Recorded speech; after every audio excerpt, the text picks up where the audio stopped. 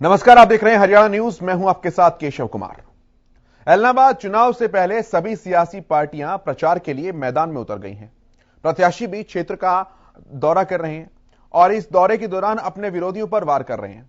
इसी क्रम में इनेलो प्रत्याशी अभय चौटाला ने कांग्रेस प्रत्याशी पवन बेनीवाल के चक्कर में एक ऐसा विवादित बयान दे डाला कि खुद ही घिर गए। वैसे इनेलो की मुश्किलें कम होने की बजाय बढ़ती ही जा रही हैं। पहले ऑनलाइन परीक्षा में फर्जीवाड़े के आरोप में रोहतक के इनेलो के युवा जिलाध्यक्ष विनेश लाकड़ा पुलिस के निशाने पर हैं और फरार हैं, और ऊपर से अब ये वाला बयान जो है सभी राजनीतिक दलों के लिए एक और मुद्दा बन गया। इस मुद्दे को क्या है, आप पहले इस रिपोर्ट के जरिए समझिए, फिर बारीकी से बात करेंगे इस मुद्दे पर सभी मेहमानों के साथ। लेकिन पहले यह विषय समझिए, रिपोर्ट देखिए।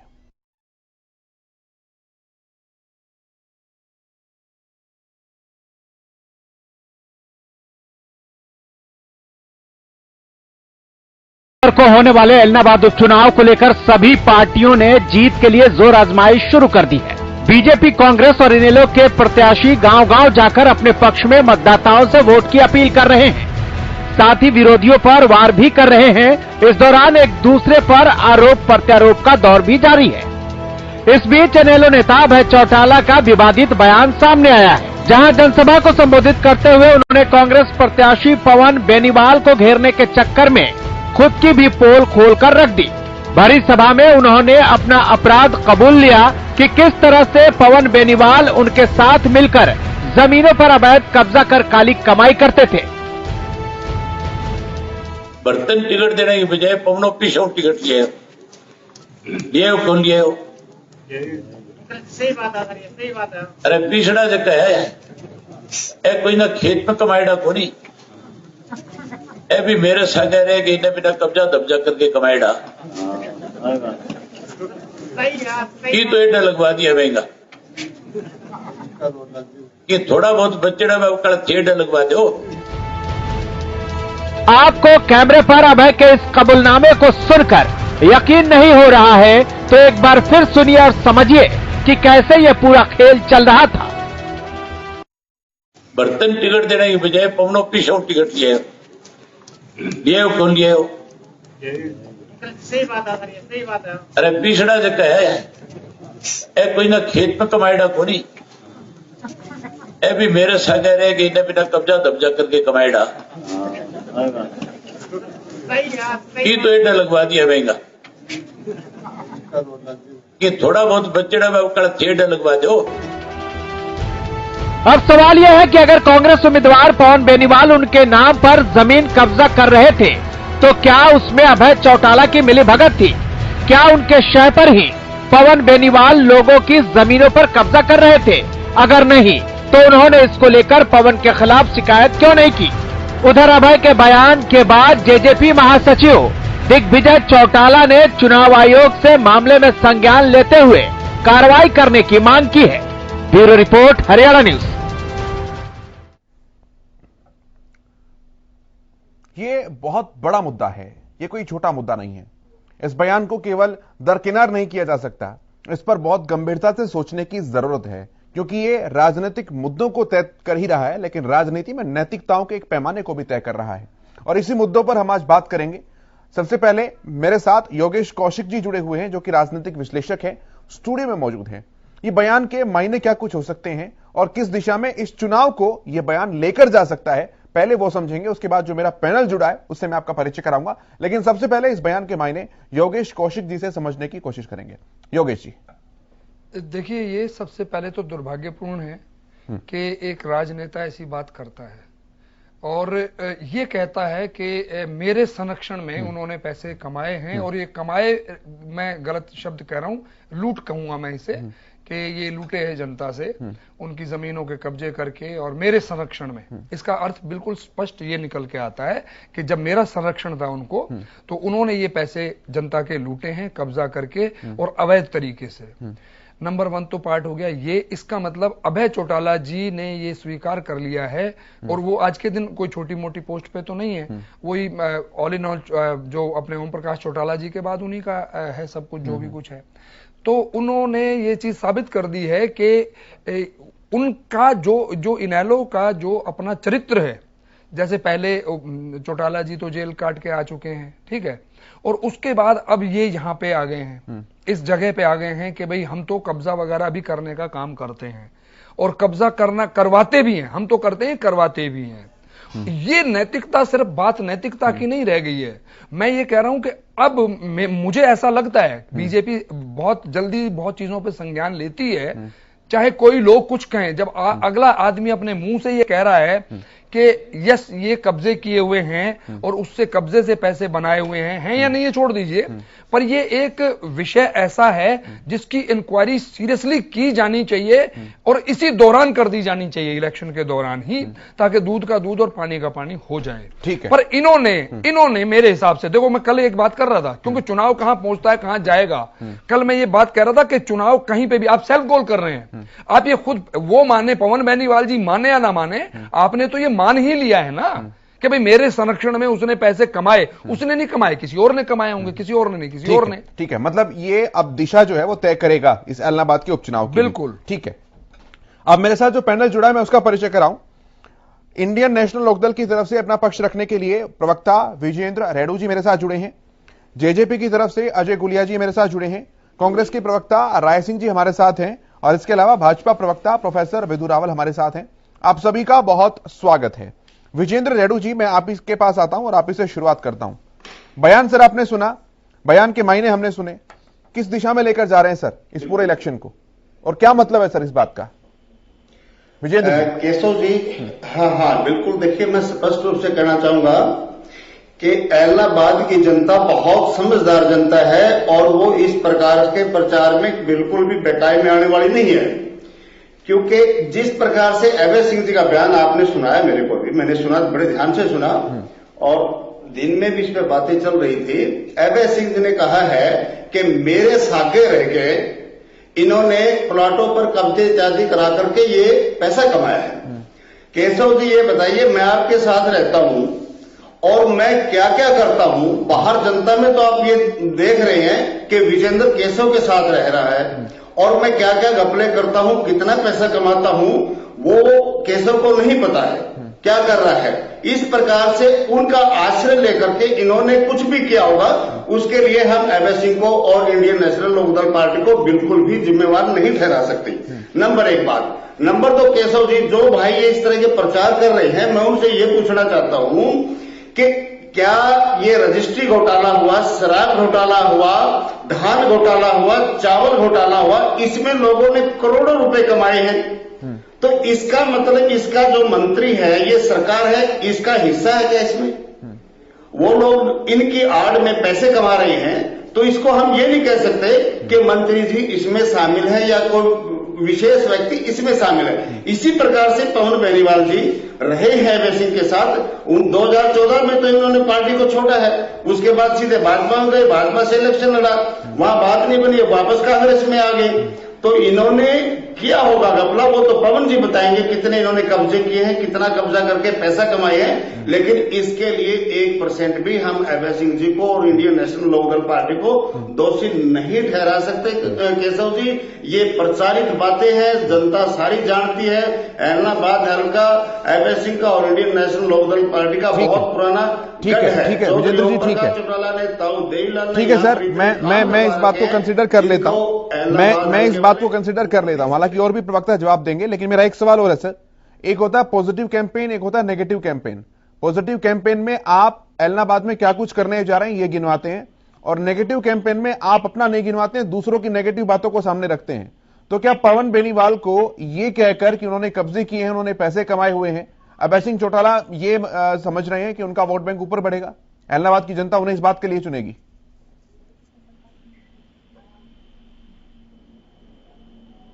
हम ये तो कह सकते हैं ये टिका हुआ आदमी नहीं है।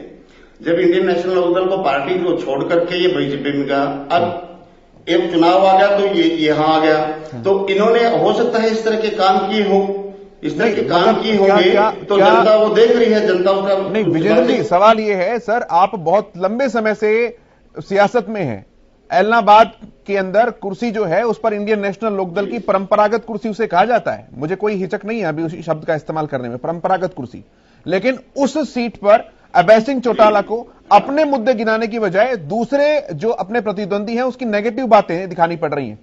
तो ये कैंपेन में अभय सिंह जी की स्थिति क्या है, इसका बहुत नेगेटिव मैसेज आ रहा है, समझ रहे हैं आप?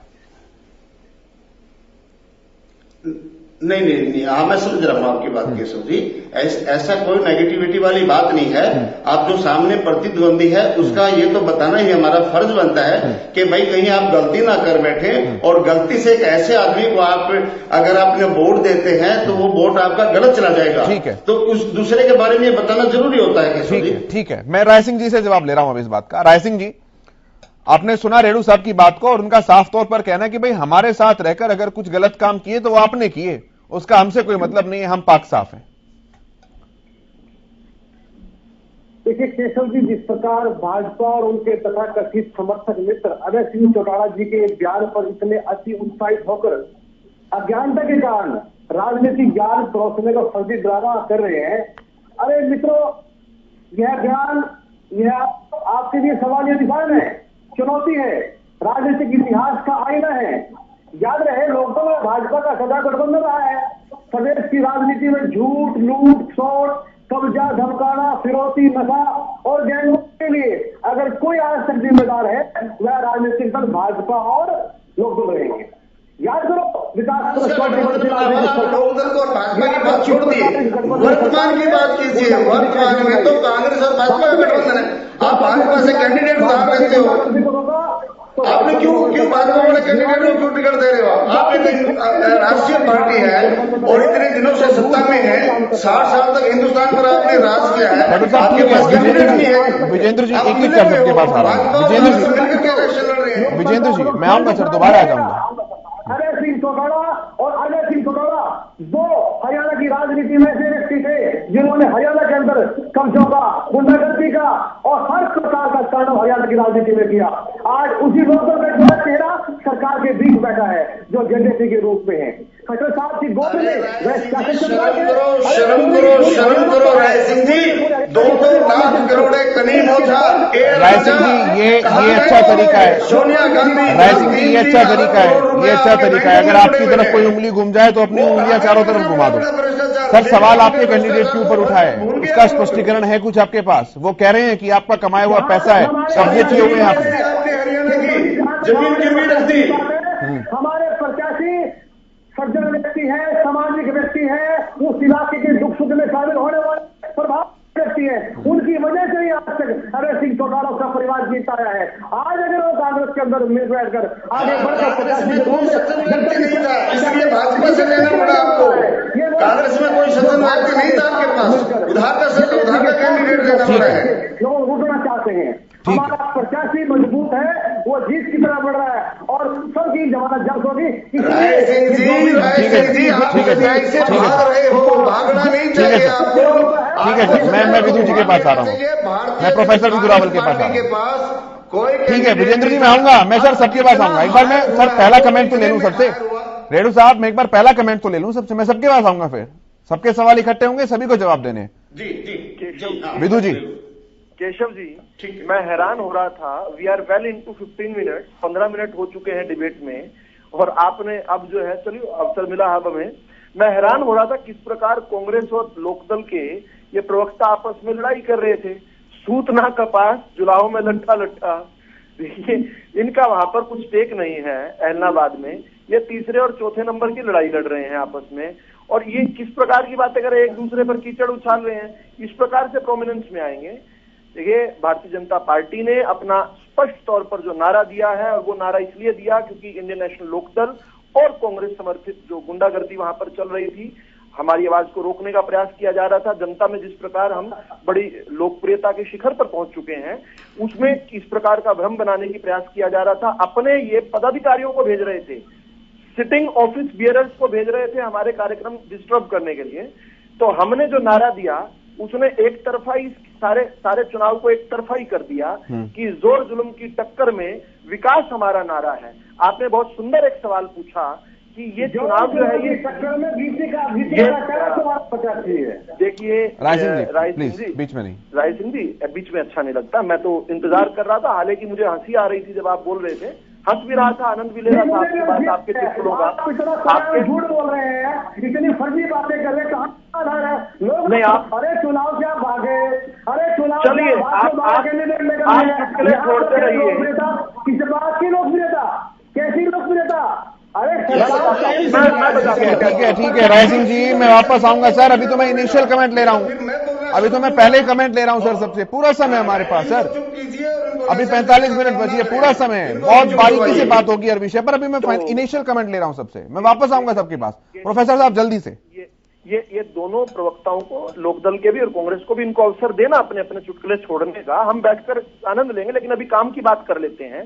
दुर्भाग्यपूर्ण, योगेश कौशिक जी ने यह कहा कि चौटाला ने ऐसा कहा, यह दुर्भाग्यपूर्ण है। मैं इस बात को आगे बढ़ाता हूं। मैं ये कहता हूं दुर्भाग्यपूर्ण ये नहीं है कि अभय चौटाला ने यह कहा, दुर्भाग्यपूर्ण यह है कि जिस व्यक्ति ने आज इतने सालों बाद ये एडमिशन किया है, ये कंसीड किया है कि वो कब्जा करता था और कब्जा करवाता था और कब्जा गिरोह का सरगना था, और उसके कब्जा गिरोह में कांग्रेस का प्रत्याशी जो वर्तमान का है वो भी था। दुर्भाग्यपूर्ण यह है कि वो इतने वर्षों तक राजनीति में क्या कर रहा था। दुर्भाग्यपूर्ण यह है कि ये लोग मुख्यमंत्री और प्रदेश के अंदर सर्वे सर्वा रहे हैं। जैसा इंडियन नेशनल लोकदल के प्रवक्ता ने कहा कि ये 2014 तक तो पवन बेनीवाल इन्हीं की पार्टी में थे और उससे पहले इनकी सरकारें रही हैं। तो अब सोच का ये विषय और चिंता का विषय ये है कि जब इनकी सरकारें रही हैं, किस प्रकार से इन्होंने गरीबों पे, मसलूमों पर, किस प्रकार से आतताइयों ने इन्होंने उन पर अत्याचार किए होंगे, ये सोचकर ही रूह कांप जाती है। ये लोग जो है राजनीति में रहने लायक नहीं है। और यही सवाल मैं आपके जी, आपके साथी तो थे वो, अभी तो छोड़ के गए हैं सर। हमारे साथी नहीं थे, हम बहुत पहले इनको छोड़ चुके थे, तिलांजलि दे गए थे। हम चौधरी कितना पहले सर? 3 महीने होंगे, 4 महीने होंगे सर। 2 चुनाव आपने लड़वाए हैं, बीज विकास निगम का चेयरमैन आपने बनाया है। मतलब आपके साथ रहे तो अच्छे, चले जाए तो बुरे। जब पवन बेनीवाल के ऊपर ऐसे आरोप आने लग गए कि वो नशे का काम करते हैं, तो पवन बेनीवाल को स्पष्ट हो गया कि भाई भारतीय जनता पार्टी में उसके अब दिन नहीं रहे, इसलिए वो छोड़कर गया। और इसलिए ही उसको पता था, स्पष्ट रूप से पता था कि हमने एलनाबाद में उसको नहीं उतारना। ठीक है, तभी तो गया वो। ठीक है, मैं अजय जी के पास आता हूँ। डूबती किश्ती कांग्रेस में तभी तो। ठीक है, मैं अजय जी के पास आता हूँ। गुलिया साहब, कैसे देखते हैं इस स्टेटमेंट को पूरी, जो अभय सिंह चौटाला जी ने दी है इस चुनावी जनसभा के दौरान? देखिए केशव जी, अभय सिंह चौटाला ने तो जो स्टेटमेंट दी वो दी।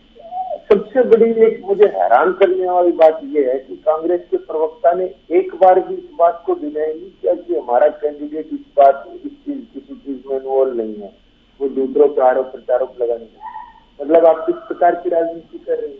आप एक ऐसे व्यक्ति को डिफेंड कर रहे हैं जिसके ऊपर उसका साथ रहा हो व्यक्ति इस प्रकार के आरोप लगा रहा है।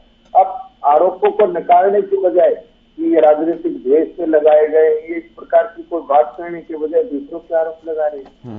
इससे ये स्पष्ट होता है कि जिसकी कांग्रेस के पास अपना कोई जनाधार अहमदाबाद में था नहीं, उन्होंने एक सिर्फ वर्सेस कि इनसे जो लोग नाराज होंगे या इस प्रकार की कोई बात होगी, ऐसे कैंडिडेट को चुनाव में उतारा। क्या ये लोग एलनाबाद का विकास कर पाएंगे? क्या ये एलनाबाद की डेवलपमेंट की बात करेंगे? आपको नहीं लगता कि चुनाव इस बात को होना चाहिए था कि एलनाबाद में क्या हो सकता है, वहां के लोगों की डेवलपमेंट के लिए क्या नए स्कूल आ सकते हैं, नए कॉलेजेस आ सकते हैं, नए रोड बन सकते हैं? चुनाव तो इस बात को होना चाहिए था। लेकिन आपकी एक बात की मैं तायद करता हूँ। देखिए, आपने बहुत अच्छी बात कही कि आप चुनाव में अपनी पॉजिटिव बातें गिनाने के बजाय कि मैं क्या कर सकता हूँ एलनाबाद के लोगों के लिए, आप दूसरों के ऊपर आरोप प्रत्यारोप लगाने लगे। लेकिन ये जो आरोप है ये बहुत गंभीर आरोप है कि इस प्रकार के क्या ऐसे लोगों को संरक्षण दिया उन्होंने? वो वहां से आपने एक बात कही कि उनकी परंपरागत सीट थी, वो लगातार चुनते आए, 15 साल से चुनते आए, तो क्या ऐसे लोगों को साथ में करके चले कि जनता को लूट रहे थे? ठीक है सर, तो सोचने की बात है ना, ये तो जनता को तय करना है। ठीक है सर, ऐसे लुटेरों को बनाना है कि उन लोगों को बनाना है जो उन लोगों के लिए काम करे। ठीक है सर, ठीक है सर। योगेश जी के पास मैं आता हूं। अब योगेश जी रखिए अपनी बात। देखिए, एक बात तो जो मैं कल हम बात कर रहे थे, कल डिबेट मेरे ख्याल में पहली बार आया था मैंने कल एक बात कही थी, ये आज कंफर्म हो गया है कि ट्रायंगुलर फाइट है, नंबर 1 पार्ट। नंबर 2, मैं एक दावा आज कर देता हूं, और वो दावा मेरा अगर गलत निकल जाए तो मुझे चेक कर लेना। पिछली बार जितने वोट इनेलो को मिले थे उससे 100% ये नीचे जाने वाले हैं। नंबर 3, ये नीचे जाएंगे ही जाएंगे। और उसके साथ नंबर 3 जो मैं कह रहा हूं, ये जो स्टेटमेंट्स होते हैं ये बौखलाए हुए कैंडिडेट के होते हैं जो ऐसी बातें कर रहे हैं। ये नंबर 4 अगर इसके साथ साथ मैं जोड़ देता हूं कि जब आपने रिजाइन किया था, क्या कह के किया था कि भाई किसानों के जो कानून आए हैं उनके विरोध में मैं ये रिजाइन कर रहा हूं। उसके बारे में 2 शब्द पहले आप कहीं पे बोले हैं कि आपने किसानों के लिए इतने दिनों में क्या किया है, या किसानों को कुछ समझाया कि ये अच्छा है या बुरा है, क्या किया आपने? तो आपका जो ग्राउंड लेवल जो भी काम आप लोगों ने किया वो समझाओ लोगों को। और इन सबसे बुरी बात जो मुझे लगी, मैंने आज तक बहुत एक दूसरे के ऊपर इल्जाम लगाते हुए देखे हैं, पर ये इल्जाम लगा देना कि मेरी सरपरस्ती में XYZ ने लूट की है, मतलब जमीनों के कब्जे किए हैं, जमीनों के कब्जों के इल्जाम इन पे नहीं, आज के नहीं है, ये बहुत पुराने हैं। इस मामले में मैं पहले ये मानता था यार लोग इतना कहते हैं, शायद इतना तो नहीं होगा, कुछ छोटा मोटा होता होगा, कर देते होंगे लोग, लेकिन ये तो स्वीकार करना, तो इसका मतलब ये है कि इनका बहुत सारे लोगों ने किए होंगे, एक का स्वीकार कर रहे हैं क्योंकि उससे उनको खतरा हो गया है। नहीं, वो तो कह रहे हैं कि उन्होंने किया जो कुछ किया, हमने कुछ नहीं किया। अब ये मना करते रहे, इनकी सरपरस्ती तो रही ना, इन्होंने इनके ऊपर कोई FIR कराई हो, कहीं कोई रिपोर्ट दर्ज कराई हो, कहीं आज से पहले किसी मंच पे बोला हो तो मैं मानूं। और मैं फिर बात कर दी जो मैंने पहले कही कि इन्होंने अपने आप ही आपस में लड़के, जो बीजेपी को कल तक ये कह रहे थे जमानत जब्त कर देंगे, बीजेपी को अपने आप ऊपर ले आए हैं। और मैं ये बात कर रहा था बार बार कि जब तक चुनाव आखिरी दिन वोट नहीं डलते तब तक ये अगर ऐसी हरकतें करते रहे लोग, और इतना मैं इन्हें बड़ा नेता मानता हूं, छोटे नेता नहीं है ये बात दूसरी है कि इनकी 1 सीट रह गई थी, पर वो भी इनके कर्मों की वजह से रही होगी। जेजेपी जो बड़ी बिल्कुल नई बनी हुई पार्टी थी वो इनको ऊपर ओवरटेक कर गई। सोचो ना आप, चौटाला जी की राजनीति को इतने साल हो गए, देवीलाल जी एक मेरे ख्याल में हरियाणा के अंदर राजनीति के लोग पैदा करने की एक पाठशाला रहे हैं। उनके पढ़ाए हुए, उनके सिखाए हुए लोग हर पार्टी में आपको मिल जाएंगे वो। लेकिन ऐसी बात आ जाना कि ये सरेआम गुंडागर्दी की तो बात है ये। और उन्होंने कब संरक्षण दिया होगा? उसी वक्त दिया होगा जब उनकी चलती थी। ठीक है, रेडू जी जवाब।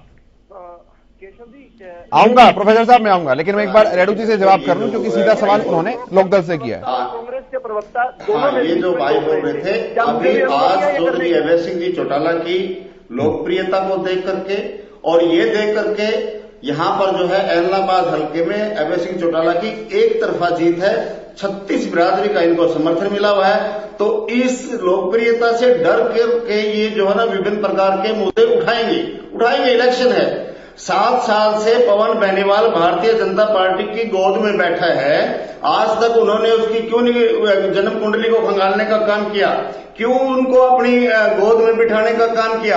आज वो कांग्रेस में चले गए तो भाजपा वाले उसका मुद्दा को उठाने का काम कर रहे हैं। भाजपा वालों से भी पूछिए ये कौन है गोविंद कांडा, ये हलोपा को नहीं। रेडू साहब आप देखिए मुद्दों को घुमा रहे हैं, वो सवाल क्या पूछ रहे हैं, आप जवाब क्या दे रहे हैं? मैं रेडू साहब, ये इन्होंने नहीं उठाया, ये मुद्दा आपने उठाया है। आप कंफ्यूज मत करो जनता को, आपने मुद्दा उठाया जो कि मेरे हिसाब से राजनीतिक तौर पे आपने अपने पैर पे कुल्हाड़ी मार ली है। तो देखिए नहीं, कोई कुल्हाड़ी नहीं मारी, हमारे पैर पे कुल्हाड़ी हमने बिल्कुल नहीं मारी, लेकिन आप लोग कोशिश कर रहे हो, आप लोग जो कोशिश कर रहे हो उस कोशिश में आप बिल्कुल भी सफल होने वाले नहीं हो, ये आप मान के चलो। रेडू साहब टोकता हूं सर, रेडू साहब मैं टोक रहा हूं सर। रेडू साहब, अगर आपको ये लगता है कि हम कोशिश कर रहे हैं तो आप ऐसी हरकतें करना ही छोड़ दीजिए, हमारी कोशिश भी खत्म हो जाएगी। तीन चीजें मैं गिनवा रहा हूं सर। पहली चीज, रणधीर जोधका जो हैं, जो भाजपा नेता बेदी साहब की गाड़ी रोकते हैं, आपके नेता हल्का उप प्रधान रहे और हाथ में किसानों का झंडा लिया। संयुक्त किसान मोर्चा ने आधिकारिक तौर पर स्टेटमेंट जारी किया कि हमारा इसमें कोई योगदान नहीं है, ना ही हमारा आंदोलन है।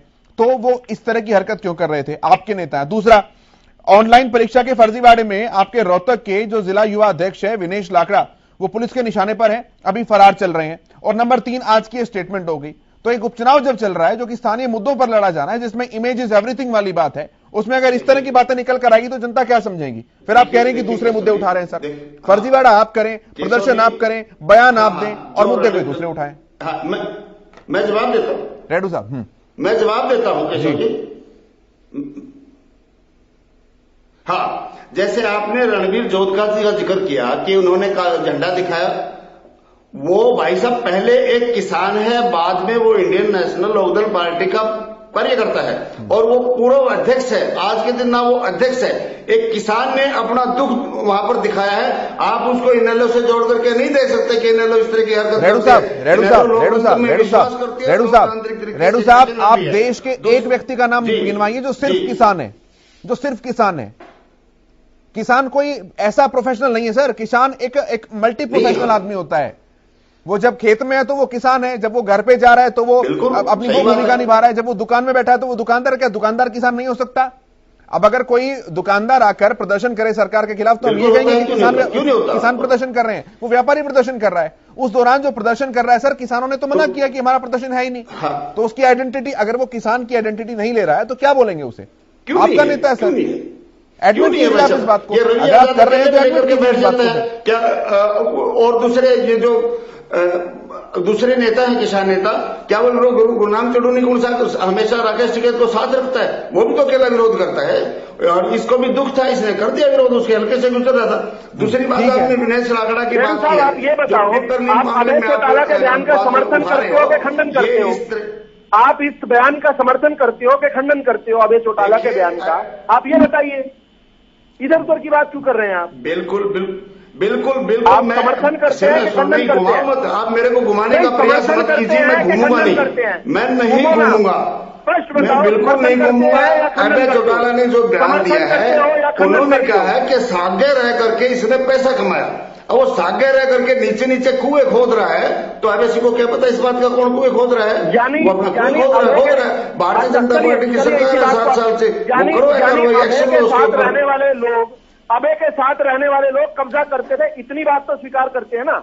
आगे इससे आगे चलते हैं, इतनी बात तो आप स्वीकार कर रहे हैं। राहुल जी, आप भी बोलोगे आपका मुख्यमंत्री लठ मारता है, आपका मुख्यमंत्री गृह छोड़ने की बात करता है, आपका मुख्यमंत्री स्वयं कहता है कि लठ उठाओ, 500 लोगों की टोलियां बना दो।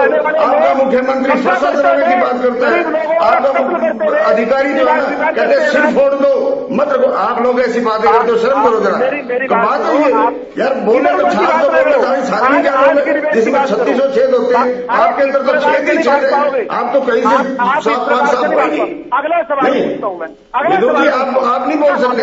आप कैंडिडेट लेकर आप अपने कैंडिडेट की बात बता दो ना। वो कितनी शर्मा की आत्मा रो रही है। मेरे को भी दिखाई दी थी कल, वो कैंडिडेट थी, हमें बचाओ, इस राक्षस से बचाओ, ये तो फिर मारेगा हमारे को। आप अपनी ये गाथा बन चुकी है क्या? अभय चौटाला पवन बेनीवाल के अलावा कोई और भी दूसरे कब्जा करता था? चलिए, मैं केशव जी आपके माध्यम से मैं सवाल पूछना चाहता हूं। दूसरा जी, एक बात तो मेरे को लिस्ट ने स्वीकार कर ली, लाइव टीवी पर स्वीकार कर ली। जी सुनिए, एक तो स्वीकार कर लिया कि अभय सिंह के वाले लोग क्या करते थे, ये बात तो लाइव टीवी पर उन्होंने स्वीकार कर ली। अब मेरा ये कहना है कि पवन बेनीवाल तो एक उनमें था, इस प्रकार के और भी लोगों को आइडेंटिफाई किया है क्या अभय सिंह चौटाला ने? चलिए उस पर आगे बढ़ते हैं। और भी ऐसे लोग अपने गुर्गों को आइडेंटिफाई करके बताएंगे क्या, जो उनके साथ रहकर कब्जा करते थे? ऐसे 2-4 का और भी नाम बताइए जी। अरे विदु रावल, आप अपने आप को प्रोफेसर लिखते हो। विदु रावल जी, सत्य की बात करो भाई, ऐसे बात घुमाने की कोशिश मत करो। आप जिस प्रकार से आप मेरे को घुमाना चाहते हो, मैं नहीं घुमा करता इस तरीके से। हमने बिल्कुल स्वीकार नहीं किया, अभय सिंह का कोई हाथ नहीं है उसमें। आप बताइए, आपके पास कैंडिडेट ही नहीं है, इतनी बड़ी पार्टी, 7 साल से हरियाणा में शासन कर रहे हो, आप एक हल्के का कैंडिडेट नहीं दे सकते। आपके ओम प्रकाश धनखड़ जी प्रदेश अध्यक्ष कहते हैं मेरे पास 17 नाम है, कहा गया वो 17 नाम? एक भी नहीं मिला। रेणु साहब, फिर आप पक्षपात करने का आरोप लगा देंगे फटाफट से। अब आप खुद देख रहे हैं सर, वो सवाल क्या पूछ रहे हैं, वो जब सवाल जमीन का कर रहे हैं, आप आसमान का बखान कर रहे हैं। बिल्कुल सीधा सा सवाल जवाब है सर। लग गए, अरे इतना थोड़ी बौखलाया करते हैं। सवाल पूछा, सवाल का जवाब दो। आप सवाल का जवाब दो, आपको डिबेट का विषय आज पता होगा। यार हम तो बौखलाट मतलब मुस्कुरा रहा हूँ भाई, बोला जा रहा हूँ मैं तो मुस्कुरा ना बौखलाट मेरे नजदीक भी नहीं है। अच्छा, एक सवाल और, तीसरा सवाल और पूछ लेता हूँ मैं। मतलब मैं ये पूछना चाहता हूँ, ये पवन बेनीवाल ने अभय सिंह चौटाला के साथ कौन से सन से लेकर कौन से सन तक कब्जे किए, वो सन की भी एक टाइमलाइन बता दे ताकि पता चले कि वो इंडियन नेशनल लोकदल की जब जोड़ो भाई, ऐसे थोड़ी बात। उस समय ही हो रहा था क्या? ये अब आराम से इसका जवाब ले लो, आराम से जवाब ले लो, बीच में मत बोलना भाई जी, बीच में मत बोलना। मैं इस बात का आराम से जवाब देता हूँ। लेकिन सर टू द पॉइंट आपने पूछा जी, मैं उम्मीद करता हूँ टू द पॉइंट जवाब देंगे। इंडियन नेशनल लोकदल की पार्टी की जो सरकार है वो 2005 में चली गई थी। उसके बाद 10 साल तक कांग्रेस की सरकार रही, 2014 तक। 14 से 21 तक भारतीय जनता पार्टी की लुटेरी सरकार हरियाणा प्रदेश में बैठी हुई है। 15 साल तक आपने क्यों नहीं कागज निकाले? क्या शासन करते हो आप लोग? ये देश में अगर आपको लगता है कि इतना भ्रष्टाचार हो रहा, क्यों नहीं रोके? आप मेरे को बताइए, रजिस्ट्री में जो घोटाला हुआ वो पैसा कहाँ गया? नहीं, शराब का घोटाला हुआ वो पैसा कहाँ गया? धान का घोटाला हुआ वो पैसा कहाँ हुआ गया? बुढ़ापा पेंशन का घोटाला हुआ वो पैसा कहाँ गया? विदुर जी, मेरे भाई, आप नहीं बोल सकते इस मामले में। मेरा एक ये इस तरीके से है केशव जी, जिस तरीके से चोर आकर खुद कह रहा है कि मैंने तो चोरी की है। केशव जी, ये जो नहीं पकड़ा है, ये जो नहीं पकड़ा गया है, ये पुलिस की गलती है, यानी पुलिस ने नहीं पकड़ा। ये इस प्रकार से आरोप तो ये हो गया। ठीक है, मैं राय सिंह जी के पास आता हूं। राय सिंह जी, रखिए अपनी बात। लाइव कर रही है। केशव जी मेरे मित्र, देखिए जो संवाद की प्रक्रिया है इसमें सभी जो सरकारी भोंपू है कम से कम समय दीजिए, क्योंकि सरकार बिल्कुल फेल हो चुकी है, इनको थोड़ा चुप कीजिए।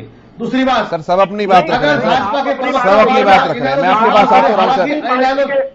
हालांकि प्रवक्ता हैं आप पार्टी के प्रवक्ता हैं, हालांकि हो चुके हैं, हालांकि जनता आपको नकार चुकी है। 4 चुनावों से आप हार रहे हैं, हरियाणा की जनता आपको नकार रही है, देश की जनता ने आपको 52 सीट पर लिया है। हालांकि एक समय पंचायत के पार्लियामेंट पर आप राज करते थे। आज आपके नहीं आप बार-बार आपने परिपाटी गलत शुरू की, लेकिन मैं आप सवाल पूछ लेता हूँ आपसे, जो आपने शुरू किया तो आपकी पार्टी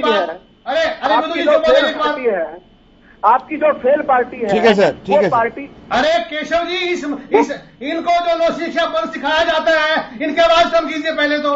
नहीं, आप भी तो ठीक है राय सिंह जी, ठीक है राय सिंह जी, ठीक है, मैं आपकी बात रख रहा हूं, लेकिन आप व्यक्तिगत मत जाइए, चलिए अपनी बात रखिए राय सिंह जी, जल्दी से प्लीज। हाँ, केशव जी, जो भाजपा के प्रवक्ता उछल कूद कर बार बार इनेलो पर, हालांकि इनेलो की पार्टी है, इससे पूछ रहे हैं बार बार।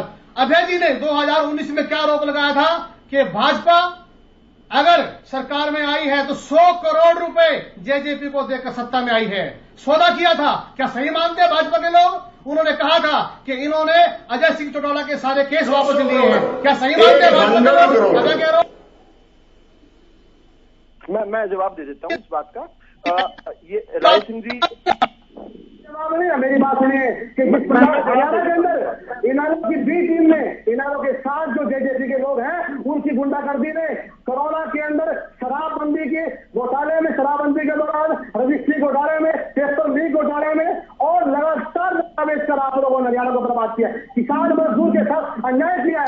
बड़ौदा चुनाव में जमानत दर्ज करा चुके हैं और हरियाणा के दूसरे चुनाव में हार चुके हैं। और रही बात अभय सिंह, अगर ये बात कहते हैं तो ये आपका बड़ा आरोप है, आपके चैनलों की बड़ा आरोप है, आपको नोटिस चैनलों का बड़ा आरोप है, जो सत्ता के कटोरे में आप मिलकर चीज खाए जा रहे हैं, लूट ले हरियाणा को। प्रदेश के लोग समझते जानते हैं कि हरियाणा के लोग भाजपा की नकारा और हर प्रकार से फेल हो चुकी सरकार से तंग आ चुके हैं। आज ये सत्ता के खेल में सब एक दूसरे पर आरोप लगाकर कहीं ना कहीं चुनावी माहौल को बिगाड़ना चाहते हैं, लेकिन की बहादुर निर्णायक जनता फैसला कर चुकी है कि किसान मजदूर हर वर्ग की कांग्रेस सरकार में कांग्रेस के लोग विश्वास रखते रहेंगे। अजय जी के पास आऊंगा। राय सिंह जी, लेकिन राय सिंह जी, आप भी विषय पर बात नहीं कर रहे हैं सर, आप भी चुनावी भाषण दे रहे हैं इस डिबेट के मंच पर। सर सबसे महत्वपूर्ण भूमिका इस पूरे पैनल डिस्कशन में आज आपकी है, क्योंकि जिस कैंडिडेट पर इतने गंभीर और संगीन आरोप लगे हैं वो आपकी पार्टी के निशान के तले जो है वो चुनाव लड़ रहा है, और आप जवाब नहीं दे रहे उसका, आप नकार नहीं रहे एक बात भी।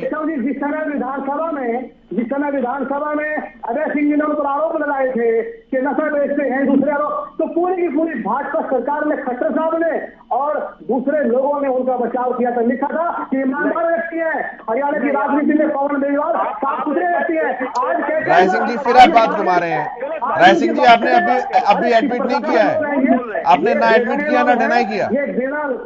राय सिंह जी, आप अब तक भी ना तो उसे नकार रहे हैं ना उसे स्वीकार कर रहे हैं। किस प्रकार का स्वीकारना? कौन लोग आरोप लगा रहे हैं, किस पर लगा रहे हैं, उसको पूरी विधानसभा में भाजपा ने बचाव किया था। राय सिंह जी, अभय सिंह चौटाला जी के द्वारा आपके कैंडिडेट पवन बेनीवाल जी के ऊपर लगाए गए आरोपों पर आप क्या बोलते हैं सर? आपका क्या मानना है? आपकी क्या लाइन है? आप कुछ तो बोलिए उस पर।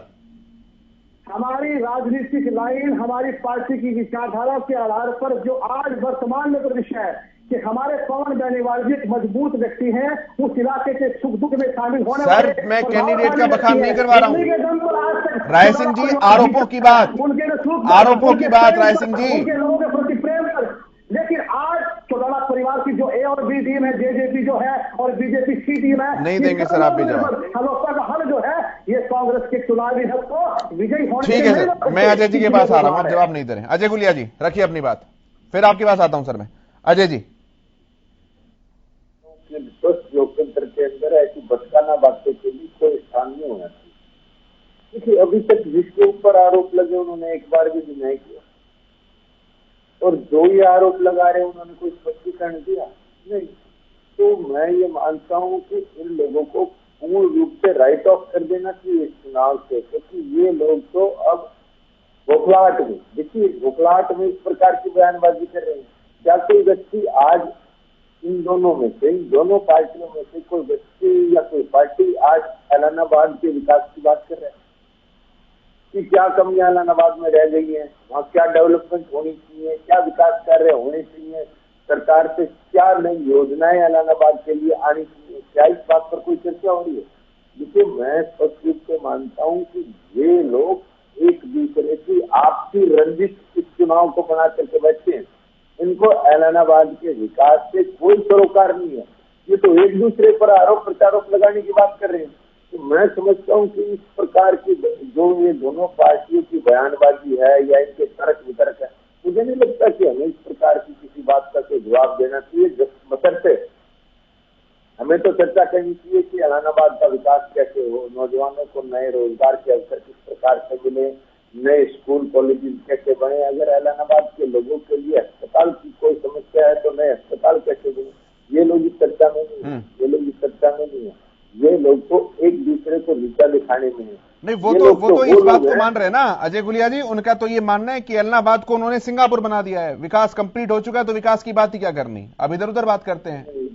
नहीं केशव जी, देखिए मैं तो इस बात करता हूँ इनके कहने से क्या होता है। नहीं, आप नहीं अजय जी, मैं तो ये चाहूंगा कि आप ये सवाल रेड्डू जी से पूछें कि क्या वो ऐलानाबाद के विकास से संतुष्ट हैं जो वो इधर उधर के मुद्दे लेकर जनता के बीच जा रहे हैं, और अगर वो विकास के मुद्दे लेकर जा रहे हैं तो कम से कम 5 पॉइंट तो गिनवाएं। रेड्डू साहब, आपसे सवाल मेरा, मैं आता हूं, फिर गुलिया जी मैं आता हूं, मैं एक बार सवाल कर लूं। विजेंद्र जी। हाँ जी केशव जी, आपके सवाल का जवाब मैं दे रहा हूं। देखिए, यहाँ जो है ऐलानाबाद में बिल्कुल भी एक तरह से पूर्ण रूप से राजस्थान की तरह से था ये, और चौधरी ओम प्रकाश चौटाला ने हर खेत तक पानी पहुंचाने का काम किया। और इसमें सर माफ कीजिएगा, मैं आपको टोक रहा हूं। विजेंद्र रेड्डू जी माफ कीजिएगा, मैं आपको अभी टोक रहा हूं, माफ कीजिएगा, मैं अभी आपको टोक रहा हूं। विजेंद्र जी, हर खेत तक पानी पहुंचाने वाले आपके इस पॉइंट के ऊपर एक छोटा सा मेरा पॉइंट है। आज ही ऐलानाबाद के शेरावाली का एक इलाका है, वहां पर डिस्ट्रीब्यूटरी में टेल तक पानी पहुंचाने का काम आज हुआ है। भाखड़ा का पानी वहां तक पहुंचे, उसे लेकर किसान लगातार मांग कर रहे थे। आज भाखड़ा का पानी वहां तक पहुंचा है और सीएम के हस्तक्षेप के कारण यह हुआ है। सर, कहां तक पानी पहुंच गया, क्या डेवलपमेंट है? वीरेंद्र जी, केशव जी, टेल नहीं, मैंने मान ली बात। आज टेल तक पानी पहुंचा, टेल बनवाई किसने थी? टेल बनी कब थी? अब विजेंद्र जी, तो वही बात होगी, गरीब के सामने थाली ले जाकर रख दिया लेकिन खाना नहीं रखा। राज कर रही है, गरीब के सामने थाली ले जाकर रख दो, खाना मत रखो, बोलो थाली तो दे दी भाई, थोड़ा करेगा। ऐसा नहीं होता सर। एक्चुअली क्यों टेल तक क्यों नहीं? आज इलेक्शन की वजह से इन्होंने सफाई करवा दी। केशव जी, इन्होंने कोई काम किया होता? दिखावा करते हैं, इलेक्शन आ गया हमने ये कर दिया, ये कर दिया। नहीं तो जनता तो ये बात मान लेगी ना सर कि कम से कम वो कर तो रहे हैं, वो कर तो सकते हैं। आप क्या कर रहे हैं? मैं आ रहा हूं सर। कैसे मानेगी जनता? आप इतने बुद्धिमान व्यक्ति, अरे आज कर रहे 7 साल से क्यों नहीं किया इन्होंने? 7 साल तक आज तक क्यों नहीं किया? अब सर, इलेक्शन आ गया, इलेक्शन नहीं आता तब क्या करती है? पॉइंट यहाँ पर 7 साल में विकास का नहीं है, पॉइंट यहाँ पर ये बीजेपी कितने हैं? विजेंद्र जी आप बारीकी को समझिए, विजेंद्र जी आप एक बारीकी को समझिए, विजेंद्र जी कितने रेलवे स्टेशन बनवाने का काम? रेणु साहब आप एक पॉइंट को समझिए, थोड़ा बारीकी से समझिएगा इस बात को। मुद्दा ये कम हल्का है कि 7 सालों में क्या हुआ है। बीजेपी जिस मुद्दे को लेकर इलेक्शन में अपना कैंपेन कर रही है वो ये है कि जनता का एक वोट जो है वो उनको सरकार के साथ मिला देगा, और सरकार के साथ मिलाने के फायदे क्या होते हैं वो डिस्ट्रीब्यूटरी में पानी पहुंचाने के बाद उन्होंने तय करके दिखा दिया, तो जनता तो पकड़ लेगी सर इस मुद्दे को। आप काउंटर क्या कर रहे हैं, वही तो मैं सवाल पूछ रहा हूं, आपका डेवलपमेंट पॉइंट क्या है? देखिए कितना इलाहाबाद की जनता बड़ी जागरूक है आज के दिन केशव भाई, ये इस तरह से बकाये में नहीं आने वाली। अब ये कहते हैं कि भी एक वोट भी राज में हिस्सा करेगा। अब ये बड़ौदा वालों को जाकर के पूछो, बड़ौदा के वहां पर जो ना क्या क्या वायदे किए थे, हर बच्चे की छाती नापनी थी, आज भी नंबर नहीं मिटे उन बेचारों के। कितने भर्ती हुए वहां पर मेडिकल कॉलेज बनाने की बात की थी। बड़ौदा में कितनी वोट आई थी? लोगों को बहकाने, बड़ौदा में इनेलो की वोट कितनी आई थी? नहीं, बड़ौदा में इनेलो की वोट कितनी आई थी? देखिए बड़ौदा में इनेलो की कितनी वोट आई थी? मैं केशव जी कितनी वोट आई थी? बड़ौदा में यहाँ कांग्रेस उतनी लेके दिखा दियो, नहीं कितनी वोट आई थी? उतनी वोट लेके दिखा दियो जितनी बड़ौदा में इनेलो की आई। खामखा की बात। अरे भाई आप लोग कहीं पर खड़े नहीं होते, कहीं की बात कहीं लेकर जाते हैं। सवाल पूछने वाला स्पष्ट आपसे पूछ रहा है, आप इतनी बात जगह खड़े हैं, 11 बात खड़े हैं, हर स्थान पर खड़े हैं, हर स्टेशन और हर मोड़ पर खड़े हैं। मैं इंतजार कर रहा हूं केशव जी अपने समय का। रेणु जी वो आपकी बात सुन रहे थे, ऐसी उम्मीद वो भी कर रहे हैं कि आप उनकी बात सुनेंगे। विधु जी रखिए अपनी बात। देखिए हाँ मैं बिल्कुल सुनूंगा, बताओ विधु जी बताओ।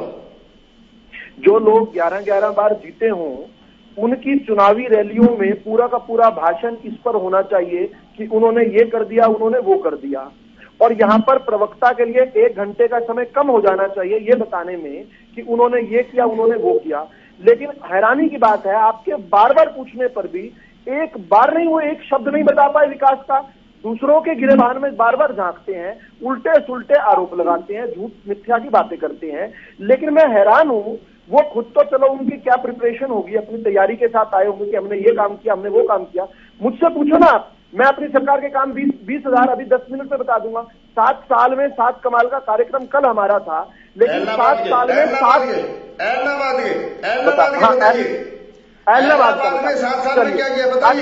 हाँ बताता हूँ। चलिए ये भी अच्छा किया इन्होंने कि खुद ही पूछ लिया, अब ये धैर्य से सुनेंगे भी, कम से कम सवाल पूछा है तो। अहमदाबाद में जिस प्रकार से आज ही आपने देखा कि हमारी अंतिम तेल तक पानी पहुंचाने की बात, उसको साकार करते हुए हमने आज पानी पहुंचाया है। भाई साहब रेणु साहब आपने सवाल पूछा, आप ईमानदार नहीं है सवाल पूछने। अरे भाई सुनिए, अच्छी बात है। अच्छा 16 गांव के अंदर, अरे भाई मान तो रहा हूं। अरे भाई, अरे इतने बेसब्रे क्यों हो रहे हैं आप एक्सपोज हो गए हैं तो इतने बेसब्रे हो गए। आप मेरी बात तो सुनिए, आपने सवाल पूछा ना, उत्तर दे रहा हूं। आपने ठीक सवाल पूछा, हमने क्या किया, मुझे आपने अवसर दिया। सुनाओ।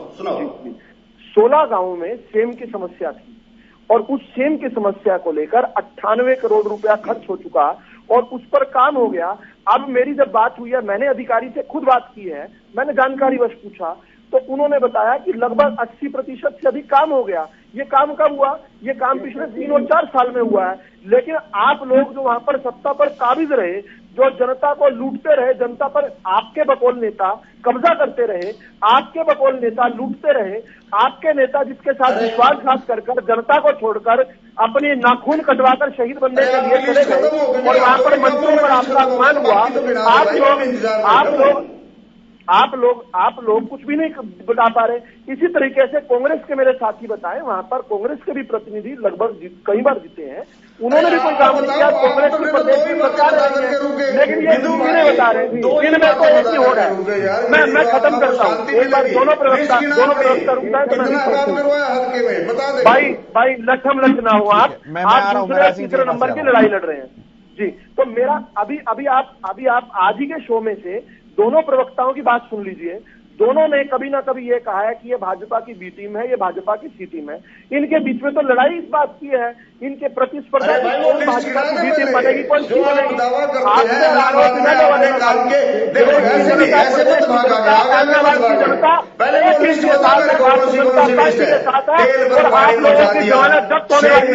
आप देख रहे हैं आपकी राजनीति समाप्त करने वाला है।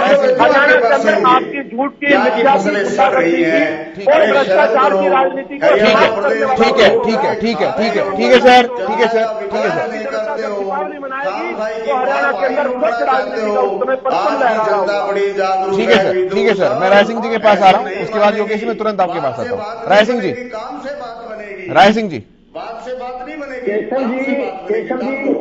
केशव जी, लोकतंत्र में जब सत्ता में कोई सत्ता सरकार में होती है, हमारे देश का इतिहास रहा है जब भी राज्यों में किसी भी दल की सरकार रही है तो सरकार जो है वो आगे बढ़कर चुनाव में भाग लेती है, अपने सहयोगियों को निकाल चुके हैं, माँ और बेटा को दोनों को बहरा चुके हैं।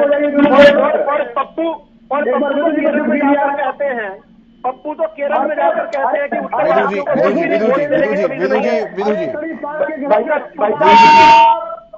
अरे सभी आपके पप्पू नेता को विदु जी थोड़ा सा मर्यादा में रहते हुए विदु जी, राय सिंह जी, मैं राहुल जी बोल देता हूँ। रोल विंसी उनका पासपोर्ट का नाम है, RAULVNICI। रोल विंसी जी केरल के अंदर आप खुद उन्हें कहीं लेकर जा रहे हैं, आप खुद उन्हें इटली लेकर जा रहे हैं, वो इलाहाबाद कैसे आएंगे? नहीं, मैं इंतजार करता हूँ। इलाहाबाद पर बोले तो मैं चुप रहूँ। राय सिंह जी, इलाहाबाद पर बोलिए। केशव जी देखिए, इनको बीमारी है, इनकी बीमारी का इलाज जनता करेगी। मैं आपको इसी भाषा में नकली डॉक्टर हैं, आप डॉक्टर नकली हैं, आप बीमार खुद हैं और आपके नेता बीमार हैं। इसका पता खड़ा ही होता है, सुन नहीं होती है लोगों की। यहाँ पर आते हैं। विदु जी मैं वापस आ जाऊंगा सर, विदु जी वो भी सुन रहे थे आपको सर, मैं वापस आ जाऊंगा। राय सिंह जी रखिए जल्दी से सर। केशव जी, लोकतंत्र में जो सरकार होती है, सरकार का ये काम होता है कि छोटे छोटे दलों को साथ लेकर जब उपचुनाव आए तो आगे बढ़कर भूमिका में आए। लेकिन यहाँ पर पहले सरकार है जो पतली गली से पहले बीजेपी भाग गई, फिर इनकी लूट की गठबंधन की सरकार में जेजेपी भाग गई और जो चुनावी ऋण था वो हल जो है लोगों को दे दिया। अब कहीं का ईद कहीं का रोड़ा। खट्टर साहब ने जब सब कोई टिकट लेने से भाग नहीं मिल गए तो कहाँ का कुनबा जोड़ा, कागज जो कुनबा जोड़ा, ये लुटेरे हैं, भगोड़े हैं। खान में सात अकाल इनका ये शीर्षक है। और विदु जी, हर बात में आपको समझाता हूँ कि प्रदेश के लोग, किसान, मजदूर, कर्मचारी, अरे हजारों की हमारी महिलाएं आंगनबाड़ी की, किसान मजदूर सड़क पर है, रोजगार मांग रहे हैं। राय सिंह जी, राय सिंह जी, राय सिंह जी, राय सिंह जी, राय सिंह जी, राय सिंह जी, राय सिंह जी, मैं सर आप बड़े सदे हुए प्रवक्ता हैं राय सिंह जी, लेकिन आप मुझे एक बात बताइए, जिस डिस्ट्रीब्यूटरी में आज पानी पहुंचा है शेरावली का, क्या उस गांव के आदमी इस बात पर वोट डालेंगे कि लघु सचिवालय में करनाल के अंदर बाहर कौन प्रदर्शन कर रहा है? सर स्थानीय मुद्दों का चुनाव है, इसलिए पूछ रहा हूं मैं। इलाहाबाद में क्या करेंगे आप, वो बताइए सर। केशव जी बहुत अच्छी बात कही आपने, बड़ी महत्वपूर्ण बात कही कि जब चुनाव में मुद्दा विकास का हो, जवाबदेही का हो, पारदर्शिता का हो और सरकार से सवाल किए जाए, तो इस प्रकार के अजय जी ने ये कहा, अरे पूरी की पूरी मीडिया, पूरी की पूरी प्राइवेट लोग, पूरे के पूरे प्राइवेट प्रवक्ता किस काम पर लगे? सवाल क्या है, मुद्दा क्या है? हरियाणा का किसान सड़क पर है, मजदूर सड़क पर है, व्यापारी परेशान है, युवाओं को रोजगार नहीं है, उस पर सवाल होंगे, उस पर मुद्दा आएगा। कांग्रेस पार्टी सशक्त भूमिका में चुनावी माहौल के अंदर पिछले 2 साल से लड़ाई लड़ी जनता की, वो कहेंगे, हम बताएंगे लोगों को, ये बेगानी शादी में अब्दुल्ला दीवाने, कोई कहीं पर इनकी कोई विचारधारा नहीं है, पता नहीं कहां से क्या करके। ठीक है, यानी राय सिंह जी आप ये मान रहे हैं कि किसान आंदोलन जैसे राष्ट्रीय मुद्दे के ऊपर अगर आप एक विधानसभा का उपचुनाव लड़ते हैं तो जनता आपको पसंद करेगी?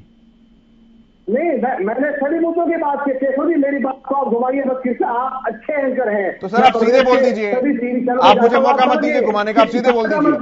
मजदूर का है, किसान की आज फसल सड़कों पर है, इसको लेने वाला नहीं है, लंबी लाइनें लगी तो है बाजरे की बात। ठीक है राय सिंह जी, मैं और ज्यादा स्पेसिफिक हो जाता हूँ। राय सिंह जी मैं और स्पेसिफिक हो रहा हूँ।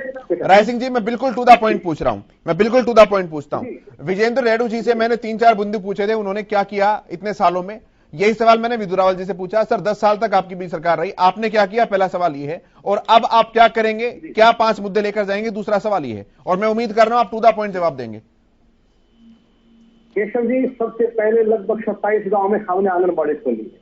10 साल की हमारी कांग्रेस की सरकार ने वहां पर पानी का प्रबंध किया है, पेयजल की व्यवस्था की है, सरकारी स्कूलों को उनको बढ़ोतरी दी है, मिडिल से हाई बढ़ाए, हाई से प्लस 2 बनाए हैं। ये पूरा रिकॉर्ड हमारे पास है और हम उम्मीद करेंगे कि 7 साल में जिस प्रकार से 720 सैकड़ों बार अकाल पड़ा है, उन लोगों से इस प्रदेश की जनता से याद दिलाएंगे। दूसरा, एलनाबाद में स्कूल बनाया सुरक्षा के लिए नशा, जिस प्रकार के नशे की बात करते हैं, नशे को खोरी है, क्योंकि नशे का जो धंधा करते थे वो चौटाला परिवार के लोग जो आज तक सरकार के साथ शामिल है, दिग्विजय सिंह चौटाला और इस प्रकार के जो लोग थे, जो ऐसे लोगों को, युवाओं को शोषण देते थे, उन पर लगाम कसाएंगे, उनको रोकेंगे और एक स्वस्थ वातावरण पैदा करेंगे। ठीक है सर, ठीक है सर, ठीक है सर, ठीक है सर, ठीक है सर, ठीक है राय सिंह जी, ठीक है सर, ठीक है सर, ठीक है सर, ठीक है सर, ठीक है सर, मैं सभी के पास आ रहा हूँ। एक फाइनल कमेंट मुझे लेना है, समय की भी कमी है। आऊंगा सर, आऊंगा। गुड़िया जी आपके पास से आऊंगा, गुड़िया जी मैं आपके पास से मौका दिया जाए। गुड़िया जी आपके पास से आ रहा हूँ। मानसिकता और संकीर्ण सोच वाले आपकी डिबेट में बैठे हैं। ये दिग्विजय सिंह चौटाला यूथ आइकॉन के ऊपर क्या आरोप लगा रहे हैं? अरे ये उस पार्टी के हैं जिसका मैं तो कहना चाहता हूँ, वो गधा जो दूसरे मुल्क में जाकर के ड्रग्स के साथ पकड़ा गया और भारत का अपमान कराया, जिसने, जिसको रेस में आज दौड़ा दो, अकेले दौड़ा दो, वो तीसरे नंबर पे आए। उस पार्टी का प्रवक्ता एक यूथ आइकन दिग्विजय सिंह चौटाला के ऊपर आरोप लगा रहा है। किस प्रकार के मूर्ख लोगों को आपने अपनी डिबेट में जोड़ रखा है?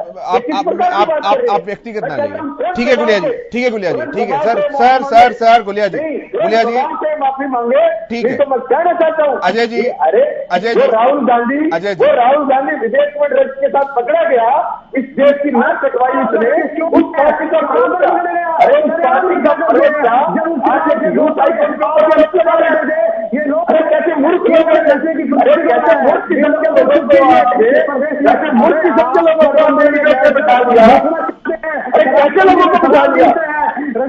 हरियाणा प्रदेश के युवाओं की लड़ाई लड़ने वाला यूथ आइकन हरियाणा का। मैं मजबूरन आप दोनों की फेडर डाउन करूंगा, फिर मुझे मजबूरन आप दोनों की ऑडियो डाउन करनी पड़ेगी। अब मैं सबको बता रहा हूं सर, एक एक फाइनल कमेंट मुझे लेना है। 40-40 सेकंड का मैं समय आप सभी को दूंगा, 40-40 सेकंड का मैं समय आप सभी को दूंगा। सभी के पास आ रहा हूं फाइनल कमेंट के लिए। योगेश जी से शुरुआत कर रहा हूं मैं, योगेश कौशिक जी। देखिए, मुझे एक बात तो इस बात का बहुत बड़ा दुर्भाग्य है, महसूस होता है कि जो एक्चुअल डिबेट थी वो सारी डिरेल्ड हो गई। ठीक है, और इसमें अजय गुलिया जी बहुत अच्छे तरीके से बिहेव कर रहे थे, पर एकदम लास्ट में उनको भी गुस्सा आ गया। मेरा मानना यह है कि हम प्रवक्ता अगर एक दूसरे को अगर पॉइंट करते हैं तो फिर बहस की जो हमारी होती है उसका कोई अर्थ नहीं निकलता है। मेरी सब लोगों से रिक्वेस्ट है, थोड़ा सा ऑब्जेक्शन करूंगा, बहस बिल्कुल सार्थक है क्योंकि सवालों के जवाब प्रवक्ताओं ने नहीं दिए, तो जनता नहीं दिया, वो इसलिए नहीं दिए ना कि हम बीच में टोक देते हैं। हम क्या करते हैं, हम बीच में टोक देते हैं। जब वो सवाल, जैसे आपने स्पेसिफिक बात की, वो स्पेसिफिक जवाब देने के नजदीक आएगा तब उसके बीच में टोक देता है कोई ना कोई। नहीं, स्पेसिफिक जवाब की शुरुआत ही पहले से करनी चाहिए। राज्य के प्रवक्ता है सर, पार्टियों के प्रवक्ता है, इतना नादान थोड़ी ना समझेंगे। हाँ, तो वो एनीवे मेरी रिक्वेस्ट यही है कि सब एक दूसरे का सम्मान जरूर करें, तभी एक अच्छी चीज निकल के आती है, वरना कोई फायदा नहीं होता है। मैं ईमानदारी से बात कह रहा हूं और ईमानदारी से मैंने जो सोचा है वो ये है कि मेरे हिसाब से इनेलो ने अपने आप को बिना बात एक सेल्फ गोल कर लिया है और उसका उनको नुकसान होगा ही होगा। ठीक है, अजय जी आपके पास आता हूं, फाइनल कमेंट सर। देखिए केशव जी, मैं एक जरूर कहना चाहता हूँ, चर्चा की शुरुआत से लेकर अंत तक मैंने एक ही बात की कि इलाहाबाद के विकास की बात हो रही थी, लेकिन किस प्रकार से ये कांग्रेस के प्रवक्ता ने आज कैसे दिग्विजय सिंह चौटाला जो यूथ आइकॉन हरियाणा प्रदेश का है, जो युवाओं की लड़ाई लड़ रहा है, इसके ऊपर आरोप, ये लोग तो बेशरम किस्म के लोग हैं। नहीं, मैं तो स्पष्ट रूप से कहना चाहता हूँ, राहुल गांधी विदेश में पकड़ा गया ड्रग्स के साथ, भारत देश की नाक कटवाई, इस पर कोई टिप्पणी करें ना, इस पर कोई टिप्पणी करेंगे? ठीक है सर, ठीक है sir. Rai Singh ji final comment जल्दी से सर। मैं केवल फाइनल कमेंट में अपने मित्र का जवाब देना चाहता हूं। दिग्विजय सिंह चौटाला ने हरियाणा की राजनीति में पहले परिवार तोड़ा, विरासत तोड़ी, भाईबंदी तोड़ी, भाईचारा तोड़ा, सरकार तोड़ी और कौम के गद्दार को कहने वालों की गोद में जाकर बैठे और आज के सरकार के चुनावी मेंढक की तरह सनक पर बाहर निकलते हैं और हार की दुआ पड़ चुके हैं। भाजपा के मित्रों को सलाह है कि कृपया इस नोसी की राजनीतिक प्रबंध से दूर रहे। ठीक है सर, राय सिंह जी, ठीक है राय सिंह जी, मैं उम्मीद कर रहा था कि आप एलनाबाद पर बताएंगे, कम से कम फाइनल कमेंट तो एलनाबाद पर देंगे, लेकिन आपने नहीं दिया। कोई बात नहीं, मैं आगे बढ़ता हूं। रेडू साहब, मैं आपसे उम्मीद कर रहा हूं कि आप फाइनल कमेंट तो कम से कम एलनाबाद के मुद्दों पर देंगे। विजेंद्र जी। बिल्कुल केशव जी, मैंने भारतीय जनता पार्टी के प्रवक्ता को खुला कहा था कि आपने कितने काम करवाए वो बताइए। उन्होंने मेरे को बताया कि 98 करोड़ उन्होंने सेब दूर करने के लिए लगा दिए और टेल पर पानी पहुंचा दिया। तो मैं कहना चाहूंगा कि उन्होंने जो टेल पर पानी पहुंचाया है वो सिर्फ इलेक्शन के कारण पहुंचाया है, आज तक सूद क्यों नहीं ली। और जो 98 करोड़ रुपए सेब पर ये लगाने की बात कर रहे हैं, ये पैसे सरकार के खजाने से निकालते हैं और लूट लेते हैं। क्योंकि आज मैं एलनाबाद के किसी गांव में बैठा हूं और वहां सारा चारों तरफ सेम ही सेम है, वो मैं स्पष्ट रूप से देख रहा हूं। अब इंडियन नेशनल लोकदल पार्टी ने एलनाबाद में विकास के बहुत कार्य करवाए हैं, उन कार्यों को लेकर के हम इलेक्शन लड़ रहे हैं। और जिस प्रकार से आज महंगाई एक राक्षसी रूप धारण कर चुकी है, भ्रष्टाचार रूप धारण कर चुका है, बेरोजगारी की केशव जी आज हरियाणा प्रदेश में 35.7% बेरोजगारी की दर है CMIS की रिपोर्ट के अनुसार, और अपराध के ऊपर 3.5% के ऊपर हरियाणा प्रदेश टॉप अपराधियों में नंबर 3 पर है, केरला और दिल्ली के बाद। ठीक है सर, मैं विदु जी से जवाब दे रहा हूँ। विदु जी जल्दी से। जी, आज की डिबेट का विषय अभय सिंह चौटाला का वो बयान था जिसमें अभय सिंह चौटाला ने इस बात को कंसीड किया था कि वो कब्जा करवाते थे और उनके साथ पवन बेनीवाल जो है उनके साथी थे, पुराने साथी हैं, जो कांग्रेस के आज के वर्तमान के आज उनके प्रत्याशी हैं। इस पूरी डिबेट में पूरे 1 घंटे के अंदर दोनों ही प्रवक्ताओं ने इसका कोई एक्सप्लेनेशन नहीं दी, कोई सफाई नहीं दी, और बल्कि धीरे धीरे इस बात को स्वीकार किया, जो कह रहे हैं वो मानते हैं। और ये बात शायद एलनाबाद के बाहर के लोगों के लिए तो कोई न्यूज होगी, एलनाबाद के लोग अच्छे से जानते हैं, अभय सिंह का चरित्र को अच्छे से जानते हैं, और अब किस प्रकार से पवन बेनीवाल की भी बातें निकल कर आ रही हैं बाहर, इसलिए भाजपा ने उनको बाहर का रास्ता दिखाया था। इस पूरी डिबेट के अंदर एलनाबाद का काम की बात होनी चाहिए थी। मैं चाहूंगा एक पूरी की पूरी डिबेट डेडिकेट की जाए जिसमें एलनाबाद के रोड मैप की बात रोजाना करते हैं सर, रोजाना करते हैं, लेकिन मुद्दे जो हैं वो आप लोग भटका देते हैं। ठीक है, कोई बात नहीं। फिलहाल हम ये बताना चाहते हैं कि विकास की चाबी टेक्निकली भी और वैसे भी भारतीय जनता पार्टी के पास है। एलनाबाद की जनता विकास के रथ पर चढ़ना चाहती है, उसको पूरा अवसर मिलना चाहिए और वो लेना चाहती है, और बुरा आशीर्वाद दे रही है भारतीय जनता पार्टी के प्रत्याशी। ठीक है सर, बहुत धन्यवाद आपका योगेश जी, प्रोफेसर विदु रावल जी, राय सिंह जी, अजय जी, विजेंद्र रेडू जी, अपना कीमती समय देने के लिए, इस चर्चा में शामिल होने के लिए बहुत धन्यवाद। मेरे साथ इस खास कार्यक्रम में इतना ही, लेकिन हरियाणा न्यूज पर खबरों का सफर लगातार जारी है।